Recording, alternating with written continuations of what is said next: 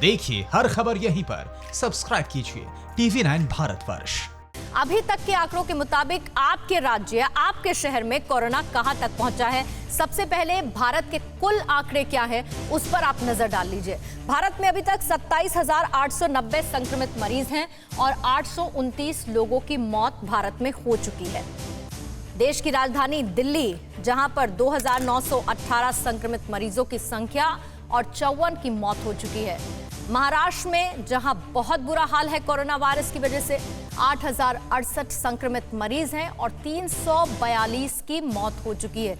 इसमें हम आपको अलग अलग मुंबई और पुणे का भी हाल बताएंगे, लेकिन पहले उत्तर प्रदेश का हाल जान लीजिए। 1,873 संक्रमित मरीज हैं, 30 की मौत उत्तर प्रदेश में हो चुकी है। मध्य प्रदेश में 2,090 संक्रमित मरीजों की संख्या है और मौत का आंकड़ा है 103। राजस्थान में 2,185 संक्रमित मरीजों की संख्या है और मौत का आंकड़ा 41 है। बिहार में 277 लोग अभी तक कोरोना वायरस की चपेट में आ चुके हैं और 2 लोगों की मौत कोरोना वायरस के चलते हुई है। गुजरात में 3,301 संक्रमित मरीजों की संख्या और 151 मौत गुजरात में हो चुकी है। तमिलनाडु में 1,885 संक्रमितों की संख्या, 24 की मौत। मुंबई में 5,194 संक्रमित मरीजों की संख्या, 204 की मौत। पुणे में 1,233 संक्रमित मरीजों की संख्या, 72 की मौत। और भोपाल में 414 संक्रमित मरीज, 9 की मौत। इंदौर में 1,207 संक्रमित मरीज, 60 की मौत। और जयपुर में 810 संक्रमित मरीज और 20 की मौत। कोरोना वायरस ने ऐसा कहर बरपाया कि देश पिछले 1 महीने से ज्यादा लॉकडाउन को झेल रहा है और आज प्रधानमंत्री मोदी सभी राज्यों के मुख्यमंत्रियों के साथ एक बार फिर से 3 मई के बाद की रणनीति को लेकर चर्चा करने वाले हैं। 100 सेकंड में ये पूरी खबर आप समझिए। क्या 3 मई के बाद बढ़ेगा लॉकडाउन? लॉकडाउन बढ़ेगा या होगा खत्म? चौथी बार मोदी की मंत्रियों के साथ बैठक। कोरोना काल ने ऐसा संकट बरपाया है कि 34 दिन हो चुके हैं और देश लॉकडाउन के सहारे कोरोना से जंग लड़ रहा है। एक तरफ सरकार के लिए कोरोना से लड़ना जरूरी है, तो दूसरी तरफ देश की अर्थव्यवस्था को बचाना भी जरूरी है। 3 मई तक लॉकडाउन है, लेकिन आज होने वाली प्रधानमंत्री मोदी की बैठक अहम है। ये चौथी बार है जब प्रधानमंत्री देश के सभी मुख्यमंत्रियों के साथ वीडियो कॉन्फ्रेंसिंग के जरिए बैठक करेंगे और देश में कोरोना काल पर चर्चा करेंगे। इस बैठक में गृह मंत्रालय के निर्देशों के संबंध में भी जानकारी दी जाएगी। प्रधानमंत्री मोदी देश के मुख्यमंत्रियों से आज सुबह ठीक 10 बजे वीडियो कॉन्फ्रेंसिंग के जरिए बातचीत करेंगे। सूत्रों के मुताबिक प्रधानमंत्री मोदी सबसे पहले सभी मुख्यमंत्रियों से 3 बिंदुओं पर चर्चा करेंगे। राज्यों और केंद्र शासित प्रदेशों में कोरोना संक्रमण की स्थिति क्या है, नए कंटेनमेंट जोन बनने से रोकने के लिए क्या कदम उठाए गए, सरकार की जारी गाइडलाइंस का कितना पालन किया जा रहा है। प्रधानमंत्री मोदी इससे पहले भी राज्यों के मुख्यमंत्रियों के साथ बैठक कर चुके हैं। प्रधानमंत्री मोदी के साथ हुई पिछली बैठक में ज्यादातर मुख्यमंत्रियों ने सुझाव दिया था कि लॉकडाउन बढ़ाया जाए। प्रधानमंत्री मुख्यमंत्रियों के साथ लॉकडाउन पर चौथी बार बैठक करने जा रहे हैं। इस बैठक में लॉकडाउन बढ़ाना है या खत्म करना है, इस विषय पर चर्चा की जाएगी। मौजूदा हालात को देखते हुए कहा जा सकता है कि संक्रमण के केस लॉकडाउन के बाद भी आ रहे हैं और ऐसे लॉकडाउन खत्म होता नहीं दिख रहा है। सोमवार को होने वाली बैठक में लॉकडाउन 3 के लिए भी रास्ते खुल सकते हैं। कोरोना संकट और लॉकडाउन के बीच ये चौथी बार है जब प्रधानमंत्री मोदी सभी राज्यों के साथ बैठक करने वाले हैं और इस बैठक के बाद ज्यादातर राज्यों के मुख्यमंत्रियों का स्टैंड क्या होता है, उनका रुख क्या होता है 3 मई के बाद आगे की रणनीति को लेकर 100 सेकंड में ये पूरी खबर समझिए। देश में कोरोना वायरस संक्रमण तेजी से फैल रहा है। सिर्फ लॉकडाउन ही है जो बेहद प्रभावी साबित हो रहा है। फिर भी कोरोना संक्रमितों की संख्या 28,000 के करीब पहुंच चुकी है। ऐसे में ये सभी मुख्यमंत्रियों के साथ प्रधानमंत्री मोदी की अहम बैठक है। उससे भी ज्यादा अहम है चर्चा के बाद सभी मुख्यमंत्रियों का क्या फैसला होगा। दिल्ली में कोरोना वायरस तेजी से फैल रहा है। ऐसे में दिल्ली के सीएम अरविंद केजरीवाल केंद्र के फैसले के बाद आगे की दिशा तय कर सकते हैं। महाराष्ट्र में कोरोना से हालात विस्फोटक होते जा रहे हैं और अब तक 19 लोगों की मौत हो चुकी है। ऐसे में 15 दिनों के लिए और बढ़ सकता है लॉकडाउन। हॉटस्पॉट पर आगे प्रतिबंध जारी रखने के संकेत। मुंबई पुणे में ही लॉकडाउन विस्तार का विकल्प। मध्य प्रदेश में भी हालात कुछ ऐसे ही हैं। कोरोना संक्रमितों की संख्या 3000 के करीब पहुंच चुकी है और ऐसे में हॉटस्पॉट पर प्रतिबंध आगे भी जारी रखने के संकेत हैं। उत्तर प्रदेश में भी कोरोना संक्रमितों की संख्या में लगातार इजाफा हो रहा है और ऐसे में आज की बैठक अहम है। प्रधानमंत्री मोदी से चर्चा के बाद योगी फैसला ले सकते हैं। गुजरात में 3300 से भी ज्यादा कोरोना संक्रमितों की संख्या है, जबकि 151 लोगों की मौत हो चुकी है और ऐसे में केंद्र सरकार के मुताबिक आगे बढ़ेगी सरकार। राजस्थान में 2000 से ज्यादा कोरोना संक्रमितों की संख्या हो चुकी है, जबकि कोरोना वायरस 41 लोगों की जान ले चुका है। ऐसे में सरकार जमीनी हालात पर फैसला ले सकती है। पंजाब की बात करें तो वहां भी कोरोना से हालात बद से बदतर हैं और कैप्टन अमरिंदर सिंह पहले ही 3 मई के बाद भी प्रतिबंध के संकेत दे चुके हैं। एक तरफ जहां प्रधानमंत्री मोदी राज्यों के मुख्यमंत्रियों के साथ कोरोना पर बैठक कर रहे हैं, तो वहीं विपक्ष की भी अपने नेताओं के साथ वीडियो कॉन्फ्रेंसिंग के जरिए बैठक की योजना है। देश भर में कोरोना ने ऐसा कहर बरपाया कि अब सरकारी दफ्तर भी अछूते नहीं रहे और जो ताजा मामला है वो है स्वास्थ्य मंत्री डॉक्टर हर्षवर्धन के ओएसडी दफ्तर में भी कोरोना पहुंच चुका है। 100 सेकंड में ये पूरी रिपोर्ट आप देखिए। देश भर में फैले कोरोना संकट के बीच स्वास्थ्य मंत्री डॉक्टर हर्षवर्धन लगातार काम कर रहे हैं। कोरोना को हराने के लिए अपने वॉरियर्स के साथ लड़ रहे हैं, लेकिन उन्हें भी पता नहीं था कि ये वायरस उनके दफ्तर तक अपनी पहुंच बना लेगा। स्वास्थ्य मंत्री के ओएसडी दफ्तर में जैसे ही गार्ड कोरोना पॉजिटिव पाया गया, पूरे दफ्तर में हड़कंप मच गया। इस गार्ड की ड्यूटी एम्स में स्वास्थ्य मंत्री का कार्यभार देख रहे अधिकारी के पास थी। गार्ड को कोरोना पॉजिटिव होने की खबर आग की तरह जैसे ही फैली, आनन फानन में डॉक्टर हर्षवर्धन का कामकाज देख रहे अधिकारियों को क्वारंटाइन कर दिया गया, जबकि कार्यालय को भी बंद कर दिया गया। आपको ये भी बता दें कि एम्स में केंद्रीय स्वास्थ्य मंत्री डॉक्टर हर्षवर्धन का कामकाज देखने वाले अधिकारी और डायरेक्टर एम्स का कमरा आसपास है। इस खबर के बाद हड़कंप मचा हुआ है, जबकि दूसरे मंत्रालय भी सचेत हो गए हैं। देश की राजधानी दिल्ली में सभी केंद्रीय मंत्रालय मौजूद हैं, लेकिन दिल्ली में कोरोना वायरस का खौफ कम होने का नाम नहीं ले रहा। लगातार कोरोना संक्रमितों की संख्या में इजाफा हो रहा है। दिल्ली में कोरोना मरीजों की संख्या 2900 के पार हो चुकी है, जबकि पिछले 24 घंटों में 290 से भी ज्यादा नए कोरोना मरीज सामने आए हैं। कोरोना की वजह से दिल्ली में 54 लोगों की मौत हो चुकी है, जबकि 877 कोरोना मरीज ठीक होकर अपने घर जा चुके हैं। वहीं देश भर में कोरोना मरीजों की संख्या 28,000 के करीब पहुंच चुकी है और 882 लोग इस वायरस की वजह से अपनी जान गंवा चुके हैं। कोरोना वायरस की वजह से देश के हालात इतने भयावह हैं कि किसी को भी अंदाजा नहीं कि इस संकट से छुटकारा कब मिलेगा। फिलहाल देश में 3 मई तक लॉकडाउन है और इसी के सहारे सरकार कोरोना वायरस को हराने की कोशिश कर रही है, लेकिन इस चुनौती का अंत कब तक होगा, ये बड़ा सवाल है। दिल्ली में लगातार कोरोना मरीजों की संख्या बढ़ती जा रही है। कोरोना वॉरियर्स भी अब इसकी चपेट में हैं। 100 सेकंड में देखिए दिल्ली के बाबू जगजीवन राम अस्पताल से ये रिपोर्ट।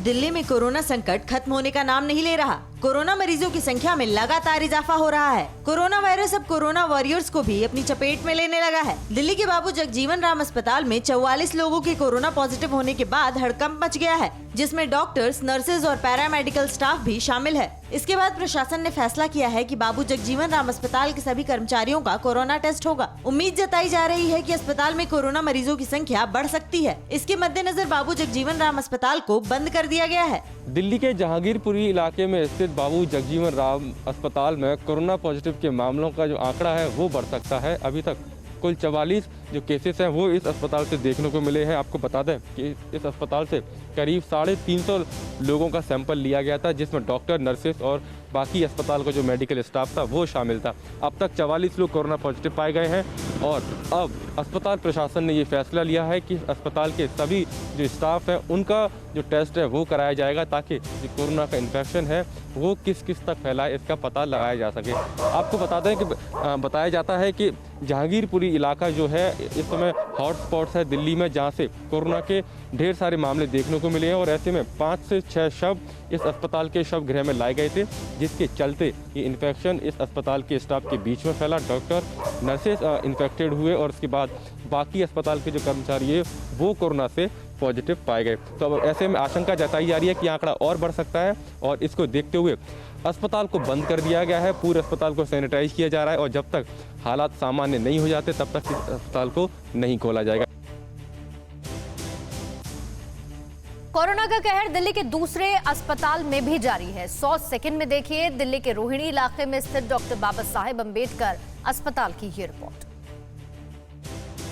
कोरोना वायरस ने दिल्ली के अस्पतालों को भी निशाना बनाना शुरू कर दिया है। दिल्ली के रोहिणी इलाके में स्थित डॉक्टर बाबा साहेब आम्बेडकर हॉस्पिटल में 39 लोग कोरोना पॉजिटिव मिले हैं, जिनमें डॉक्टर, नर्सेज और पैरामेडिकल स्टाफ भी शामिल है। 22 अप्रैल को 140 लोगों के सैंपल लिए गए थे, जिनमें डॉक्टर, नर्सेज और पैरामेडिकल स्टाफ के सैंपल भी शामिल थे। इसकी खबर लगते ही अस्पताल के मेडिकल सेवाओं को फिलहाल के लिए बंद कर दिया गया है और पूरे अस्पताल को सैनिटाइज किया जा रहा है। दिल्ली सरकार के अस्पतालों में लगातार कोरोना पॉजिटिव के मामले सामने आ रहे हैं और अब इस फहरिस्त में एक अस्पताल और जुड़ गया है। रोहिणी सेक्टर 6 का डॉक्टर बाबा साहेब अंबेडकर हॉस्पिटल, जिसकी तस्वीरें आप अभी देख रहे हैं। इस अस्पताल में कुल 39 लोग कोरोना पॉजिटिव पाए गए हैं, जिसमें डॉक्टर, नर्सेज और पैरामेडिकल स्टाफ शामिल है। आपको बता दें कि इस अस्पताल से कुल 140 लोगों का सैंपल लिया गया था, जिसमें से 39 कोरोना पॉजिटिव पाए गए हैं। और इन लोगों में संक्रमण कैसे फैला, अगर इसकी बात करें तो बताया जा रहा है कि 16 अप्रैल को एक महिला यहाँ पर एडमिट कराई गई थी, जिसकी 18 तारीख को मौत हो गई और उसके बाद जितने भी लोग उस महिला के संपर्क में आए उनका टेस्ट कराया गया, तो जिसमें अब ये पाया गया है कि 39 लोग कोरोना पॉजिटिव हैं। यही नहीं, इस तरीके से दिल्ली सरकार के दूसरे अस्पताल हैं, वहाँ पर भी ऐसे मामले देखने को मिल रहे हैं। ऐसे में खतरा ये बढ़ जाता है कि अस्पताल के भीतर जो पहले से मरीज हैं वो बीमार होते हैं और ऐसे में कोरोना अगर उन तक पहुंचता है तो हालात और खराब हो सकते हैं। इससे पहले 26 अप्रैल को बाड़ा हिंदूराव अस्पताल को बंद कर दिया गया था। अस्पताल की एक नर्स कोरोना पॉजिटिव पाई गई थी, जिसके बाद अस्पताल को फिलहाल के लिए बंद कर दिया गया है। ये नर्स पिछले 2 हफ्ते से अस्पताल में अलग अलग जगह पर काम कर रही थी। लिहाजा फैसला लिया गया कि जब तक अस्पताल पूरी तरह से सैनिटाइज नहीं हो जाता और कॉन्ट्रैक्ट ट्रेसिंग का काम पूरा नहीं हो जाता, तब तक अस्पताल बंद रहेगा। बाड़ा हिंदूराव अस्पताल उत्तरी दिल्ली नगर निगम का है। दिल्ली के मुख्यमंत्री अरविंद केजरीवाल ने गृह मंत्रालय के निर्देश के बाद दिल्ली में क्या छूट दी है, आपको दिल्ली के मुख्यमंत्री केजरीवाल को सुनवाते हैं 100 सेकंड में। भी हम लोगों ने तय किया है कि लॉकडाउन एज इट इज़ जारी रहेगा, कोई रियायत नहीं दी जाएगी और 27 तारीख को हम लोग इस पे दोबारा निर्णय लेंगे कि लॉकडाउन को जारी, इसमें कुछ रियायत देनी है कि नहीं देनी है। तो एक ही रियायत आज हम दे रहे हैं, वो ये कि परसों रात को केंद्र सरकार ने कुछ तरह की दुकानें खोलने का निर्णय लिया है। उस केंद्र सरकार के आदेश को हम दिल्ली में भी लागू कर रहे हैं। जो एसेंशियल सर्विसेज की दुकानें थी, दवाई की दुकान, किराने की दुकान, खाने पीने की दुकान, सब्जियों की, फ्रूट्स की दुकान, दूध की सर्विसेज, वो जो एसेंशियल सर्विसेज हैं वो तो जारी रहेंगी, उसको कोई छेड़ नहीं रहा, वो एज इट इज़ जारी रहेंगी, वो खुली रहेंगी, वो सप्लाई होती रहेंगी। कोई मार्केट नहीं खोले जाएंगे, कोई डीडीए मार्केट नहीं खुलेगा, कोई ये मार्केट वो मार्केट, कोई मार्केट नहीं खुलेंगे, कोई शॉपिंग मॉल नहीं खुलेंगे, कोई मार्केट कॉम्प्लेक्स नहीं खुलेंगे। लेकिन जो रेजिडेंशियल एरियाज़ में इक्की दुक्की दुकानें होती हैं, स्टैंड अलोन कोई दुकान है, नेबरहुड की कोई दुकान है, इक्की दुक्की इस तरह की जो दुकानें हैं, उनको खोलने की इजाज़त केंद्र सरकार ने दी है। उन इक्की दुक्की दुकानें जो नेबरहुड में है, स्टैंड अलोन हैं,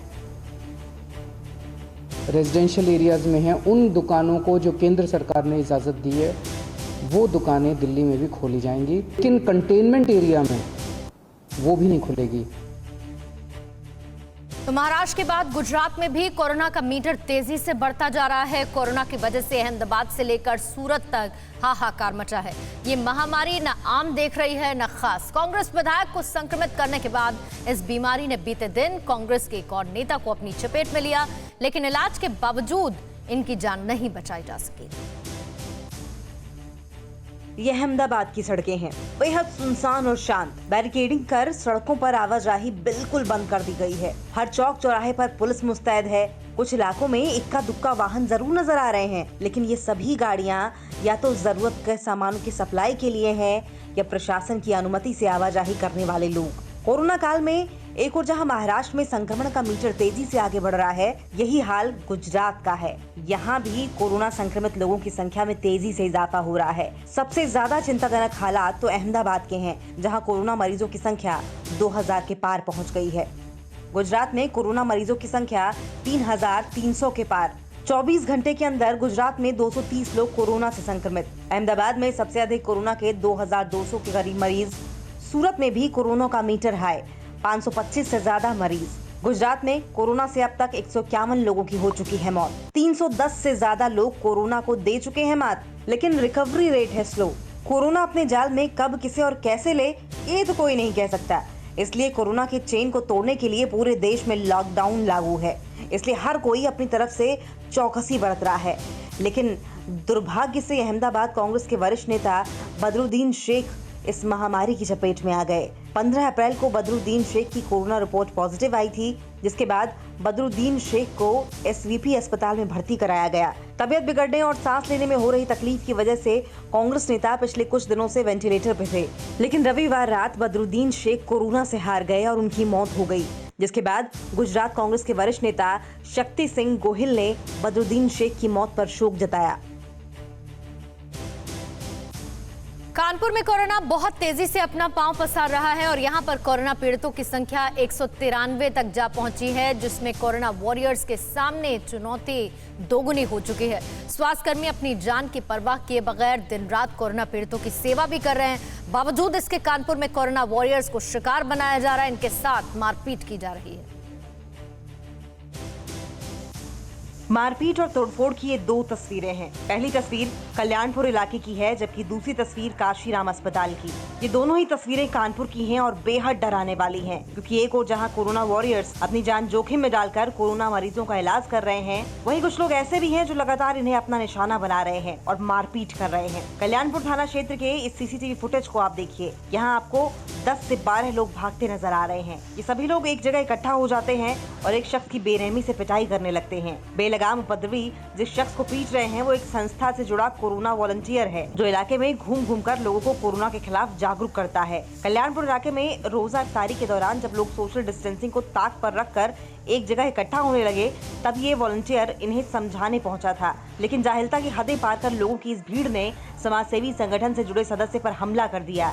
चाकू और डंडों से किए गए इस हमले में 2 वॉलंटियर्स जख्मी हो गए।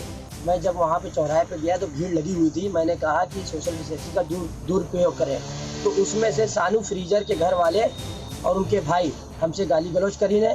फिर उसके बाद से सानू फ्रीजर के पूरे 5 भाई और उनके बाप आके मुझे डायरेक्ट हमला करी ने मेरे ऊपर। काशीराम अस्पताल के हालात तो और भी ज्यादा बुरे हैं। ये तस्वीर आइसोलेशन वार्ड की है। यहाँ तोड़फोड़ के सबूत जमीन पर बिखरे हैं। दरवाजे के शीशे को तोड़ दिया गया और ये सब किया खुद कोरोना पीड़ित मरीजों ने। मेडिकल स्टाफ से बदसलूकी करने वाले लोग तबलीगी जमात से जुड़े हैं, जिनमें कुछ मरीज जबरन दरवाजा खोलकर बाहर जाने लगे, जिस पर मेडिकल स्टाफ ने आपत्ति की और इन मरीजों को बाहर नहीं जाने दिया। जिसके बाद ये जाहिल जमाती मरीज बेकाबू हो गए और अस्पताल में तोड़फोड़ मचा दी। भले ही कोरोना काल में क्राइम का ग्राफ नीचे आया हो, लेकिन अलीगढ़ में एक ऐसी वारदात सामने आई जो न सिर्फ इंसानियत को शर्मसार करती है, बल्कि गांव, समाज और पंचायत पर भी सवाल खड़े करती है।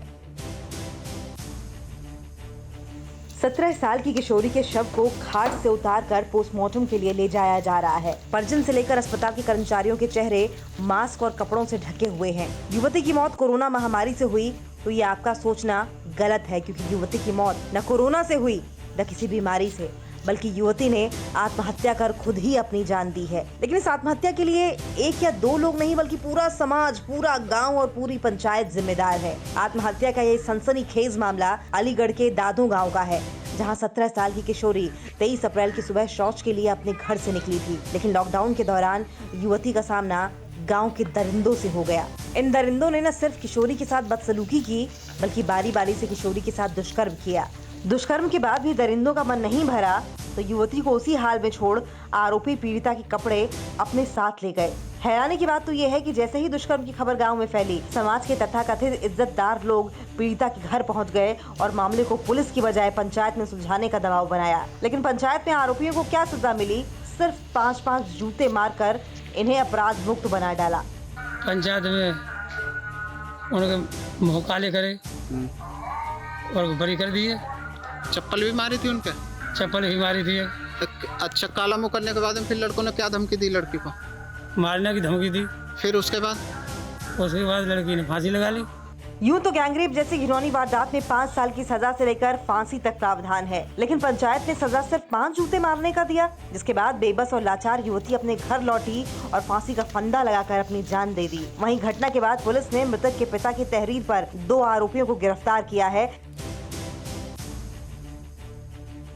गंगा को साफ करने के लिए केंद्र सरकार से लेकर राज्य सरकार तक करोड़ों रुपए खर्च कर दिए गए, लेकिन गंगा साफ नहीं हुई। लेकिन 1 महीने से ज्यादा के लॉकडाउन में गंगा पर क्या असर हुआ, 100 सेकंड में देखिए तस्वीरें और ये रिपोर्ट। राजीव गांधी की सरकार से लेकर नरेंद्र मोदी की सरकार तक एक लंबा अरसा बीत गया। इस बीच गंगा को साफ करने के लिए गंगा एक्शन प्लान से लेकर नमामि गंगे प्रोजेक्ट की शुरुआत हुई, लेकिन गंगा का न तो रूप बदला, न आकार बदला, न पानी का रंग बदला। जो काम देश की सरकारों ने नहीं कर पाया, वो काम 2 चरणों में लगाए लॉकडाउन ने कर दिखाया है। उत्तराखंड से लेकर बनारस तक जिन जिन हिस्सों में गंगा उत्तर प्रदेश में बहती है, वहां पर गंगा का पानी बहुत साफ हो गया है।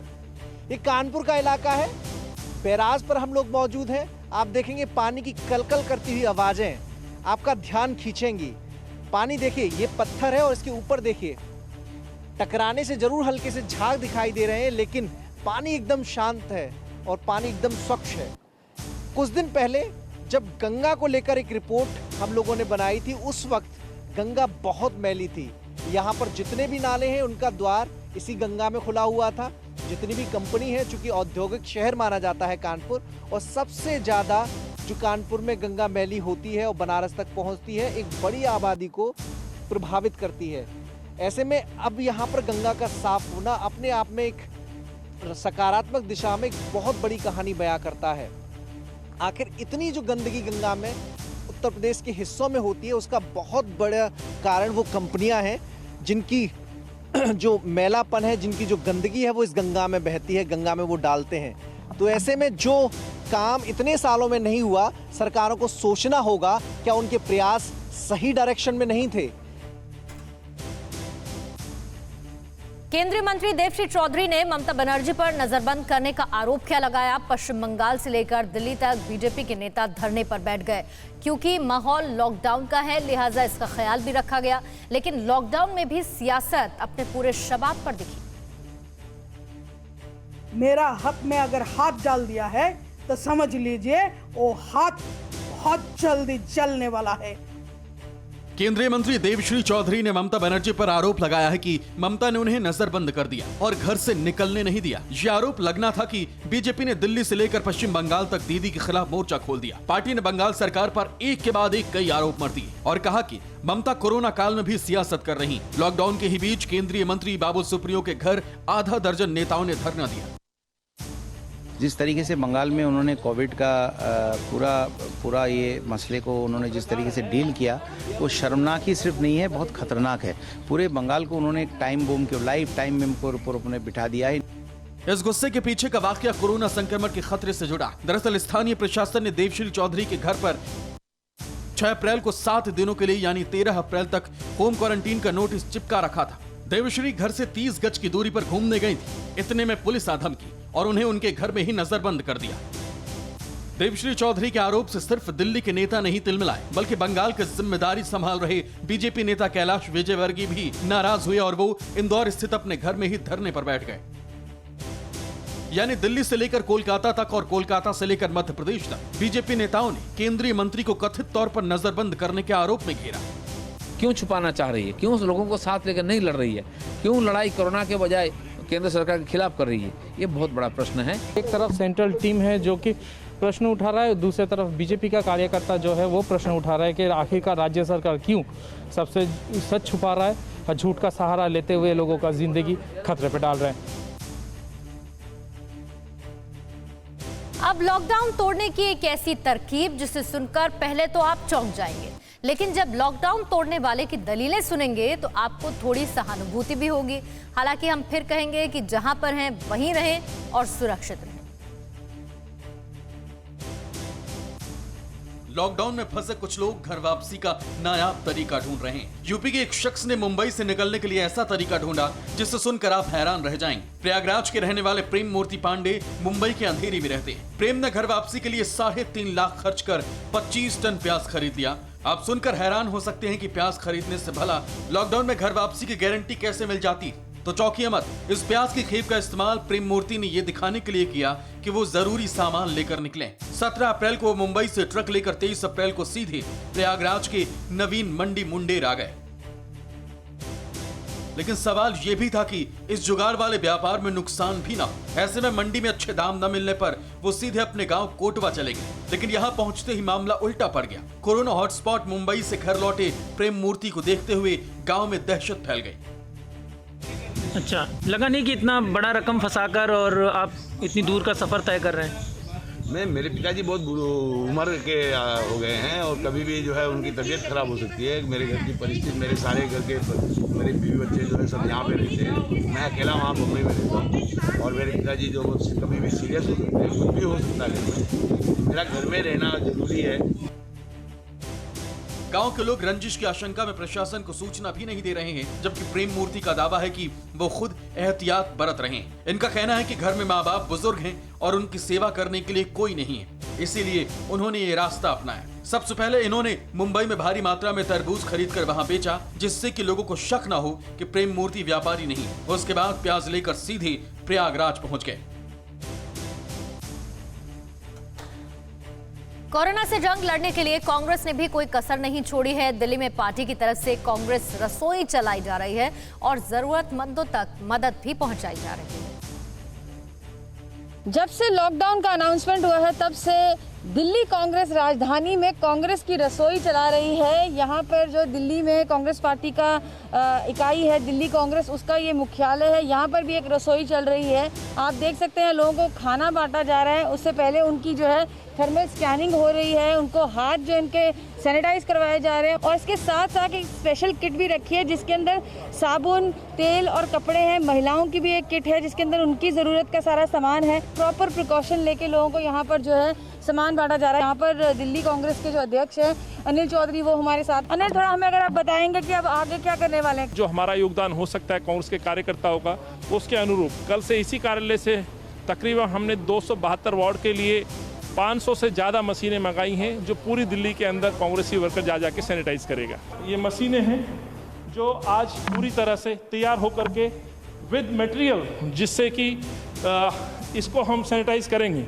इन मशीनों के द्वारा पूरी दिल्ली के अंदर कांग्रेस का कार्यकर्ता सैनिटेशन का प्रोग्राम करेगा। दिल्ली कांग्रेस का कंट्रोल नंबर होगा, जिस पे यदि किसी को ऐसा लगता है कि एमसीडी या सरकारें सुनवाई नहीं कर रही हैं, तो हमारे कंट्रोल नंबर पर कॉल करें, हमारा कार्यकर्ता आएगा, सैनिटाइज का काम करेगा। यहाँ पर अलग अलग तरह की मशीनों को जो है बुलाया गया। कहा जा रहा है कम से कम 500 के करीब जो मशीनें हैं वो यहाँ पर हैं और कुछ ट्रक भी जो हैं उनको जो है दिल्ली कांग्रेस उतारेगी। अगर आपको भी अपना घर का सैनिटाइजेशन करवाना है या बाहर से जो है वहाँ पर डिसइंफेक्टेंट डलवाना है, तो दिल्ली कांग्रेस कह रही है कि वो लोग आपसे संपर्क करेंगे या आप भी उनसे संपर्क कर सकते हैं। तो कहीं ना कहीं एक जो मुहिम है वो खाने से लेकर डिसइंफेक्टेंट तक पूरी तरीके से चलाई जा रही है। मध्य प्रदेश के खरगोन में एक नाई की गलती से कई लोग कोरोना की चपेट में आ गए। ये ऐसी खबर है जो अलर्ट करने वाली है। आपकी एक छोटी सी गलती कई लोगों की जान पर भारी पड़ सकती है। ऐसा ही एक वाकया खरगोन में सामने आया है, जहां पर इंदौर से आए एक शख्स ने सैलून में अपने बाल कटवाए और उसी सैलून में बाल कटवाने के बाद 7 लोग कोरोना से संक्रमित हो गए। गृह मंत्रालय की सभी तरह की दुकानों को खोलने की गाइडलाइंस की हलचल के बीच मध्य प्रदेश के खरगोन जिले से एक बेहद डराने वाली तस्वीर सामने आई। खरगोन में नाई की दुकान की वजह से एक पूरा गांव कोरोना वायरस की चपेट में आ गया, जिसने हेयर कटिंग और शेविंग के जरिए 6 लोगों को कोरोना पॉजिटिव बना दिया। बताया जा रहा है कि इस नाई ने इस दौरान एक ही कपड़े का इस्तेमाल किया था, जिसकी वजह से इतने लोगों को संक्रमण फैला। बहरहाल इस खबर के बाद पूरे गाँव को सील कर दिया गया। ये एक नाई के पास बाल बनवाने के लिए गया था। ये अब उसी दिन और भी करीबन 10-12 लोग आए थे बाल बनवाने के लिए, तो वो वहीं से फैला है इन लोगों को भी। अब आपको बताते हैं कि खरगोन में नाई से कोरोना की संक्रमण चेन कैसे निकली। बड़गांव का एक युवक इंदौर से अपने गांव आया था। उसने नाई की दुकान पर शेविंग कराई थी। इस युवक का सैंपल जांच के लिए गया था, जो बाद में कोरोना पॉजिटिव निकला। हालांकि इलाज के बाद ये युवक ठीक हो चुका है, लेकिन इस बीच उस नाई के यहाँ जितने लोगों ने शेविंग करवाई, उनमें से 6 लोग कोरोना की चपेट में आ गए। लॉकडाउन का पालन नहीं करने की वजह से कई लोगों की जान खतरे में आ गई है। तो जाहिर है सरकार की अपील को गंभीरता से लीजिए, ये आपकी जान के लिए बेहद जरूरी है। गृह मंत्रालय ने अपनी गाइडलाइंस पर एक बार फिर से साफ कर दिया कि पूरे देश में नाई की दुकान और सैलून के खोलने की इजाजत नहीं है, लिहाजा आप भी सावधान हो जाएं और फिलहाल सैलून से दूर रहें। लोग पुलिस के सख्त निर्देशों के बावजूद लॉकडाउन का उल्लंघन करते नजर आ रहे हैं, लेकिन चंडीगढ़ पुलिस ने इन लोगों से निपटने के लिए एक ऐसा नायाब तरीका निकाला जिसे देखकर आप हैरान ही नहीं होंगे, बल्कि चंडीगढ़ पुलिस की तारीफ करने पर भी मजबूर हो जाएंगे। कोरोना योद्धा भी अब कोरोना की चपेट में आने लगे हैं। ऐसे में कोरोना वायरस संक्रमण से बचने को लेकर चंडीगढ़ पुलिस ने एक नायाब तरीका खोज निकाला है। चंडीगढ़ पुलिस ने एक खास तरीके की छड़ी बनाई है, जिसे लॉकडाउन ब्रेकर नाम दिया है। इस ब्रेकर की खासियत ये है कि 6 फुट की दूरी से ही किसी भी इंसान को छुए बगैर पुलिस अपने कस्टडी में ले सकती है। वीडियो में आप देख सकते हैं कि पुलिस पूरी सतर्कता के साथ एक शख्स को इस लॉकडाउन ब्रेकर के जरिए बड़ी आसानी से पकड़कर कस्टडी में लेती है। चंडीगढ़ पुलिस के सिक्योरिटी विंग स्टोर द्वारा कोरोना सस्पेक्टेड पर्सन को सोशल डिस्टेंस रखते हुए कैचिंग लॉकडाउन ब्रेकर बनाया गया है।